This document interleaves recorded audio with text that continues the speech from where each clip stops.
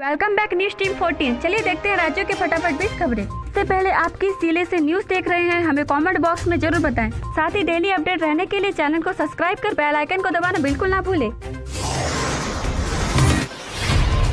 तालिबान का खौफ। दिल्ली में मौजूद अफगानी नागरिक बोले यहाँ ताउम्र जेल में रहेंगे लेकिन अफगानिस्तान नहीं लौटेंगे। काबुल से इलाज के सिलसिले में 10 दिन पहले पहुंचे इमरान वजाहत ने देश में तालिबान के कब्जे को इंसानियत पर चोट करार दिया। मौजूदा हालात से लोग इस कदर डर गए हैं कि जिस देश में महफूज जगह मिली हो वहाँ से लौटना नहीं चाहते। शायद टीएमसी के लिए त्रिपुरा की राह आसान बनाएगी सुष्मिता का टीएमसी में जाने का सबसे बड़ा कारण त्रिपुरा की राजनीतिक विरासत भी है। त्रिपुरा में विधानसभा चुनाव होने पर है और ममता बनर्जी ने अब टीएमसी को पश्चिम बंगाल से बाहर ले जाने का ख्वाब खींचा है। तालिबान का कब्जा। संकटग्रस्त अफगानिस्तान में महाशक्तियों ने अपने लोगों को निकालना शुरू किया। अमेरिका, ब्रिटेन समेत कई देशों ने अपने राजनयिकों व लोगों को बाहर निकाला। नेपाल ने अपने लोगों को निकालने के लिए मांगी अंतर्राष्ट्रीय मदद। अफगानिस्तान संकट। संयुक्त राष्ट्र में भारत ने जताई चिंता, कहा आतंकवाद ने सख्ती से निपटा जाए। यूएन में भारतीय राजदूत टीएस त्रिमूर्ति ने बच्चों और महिलाओं की चिंता जाहिर की। तालिबान संकट से पहले भारत अफगानिस्तान में करीब 30 से ज्यादा प्रांतों में अपनी विकास परियोजनाएं चला रहा था। नटवर लाल। चाय समोसे बेचने वाला दिल्ली में इंस्पेक्टर बनकर झाड़ रहा था रौब। पीसीआर कर्मियों ने दबोचा।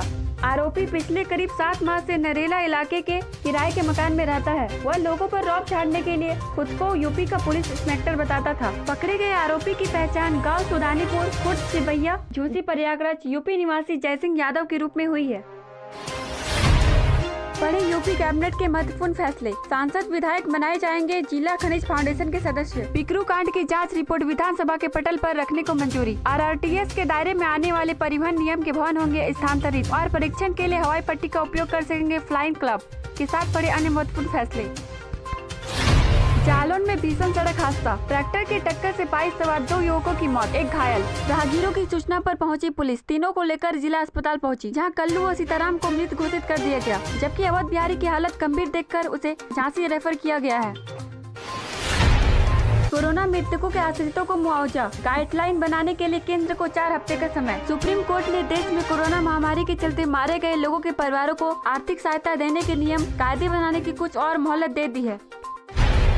Kabul airport video. अमेरिकी वायुसेना के उड़ते विमान से गिरे 3 लोग देश छोड़ने के लिए टायर पर बैठ गए थे। काबुल एयरपोर्ट से सोमवार को भयावह तस्वीरें सामने आई। लोग अफगानिस्तान छोड़ने के लिए इतने आतुर दिखे कि टेक ऑफ करते अमेरिकी वायुसेना के विमान के टायरों पर ही बैठ गए। विमान से गिरने 3 लोगों की मौत हो गयी। फैसला। रैपिड एंटीजन जांच किट का नहीं होगा निर्यात। केंद्र ने तत्काल प्रभाव से लगाई रोक। रैपिड एंटीजन जांच किट के निर्यात पर केंद्र सरकार ने तत्काल प्रभाव से प्रतिबंध लगा दिया। तालिबान का आतंक। 4 कार और 1 हेलीकॉप्टर में कैद भरकर ले गए थे गनी। काबुल एयरपोर्ट पर गोलीबारी में 20 साल तक सत्ता से बाहर रहने के बाद तालिबान ने अफगानिस्तान का नियंत्रण एक बार फिर हासिल कर लिया है। राष्ट्रपति अशरफ गनी के देश छोड़ने और तालिबान के राष्ट्रपति भवन पर कब्जा करने के साथ ही राजधानी काबुल में हालात बेहद गंभीर हो गए।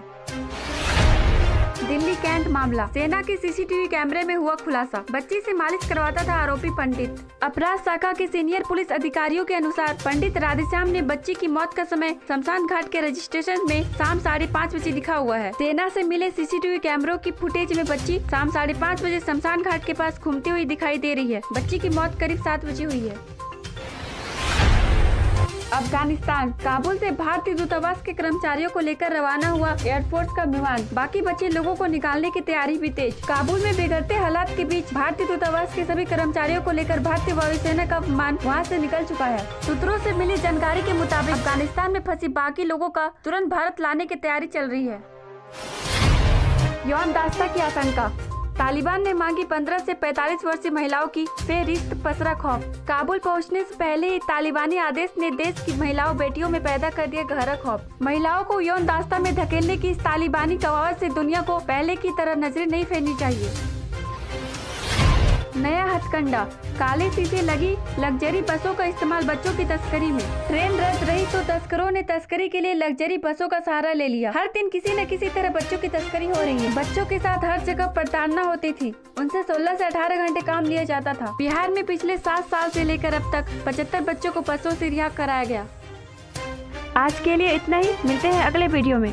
जय हिंद, जय भारत, वंदे मातरम।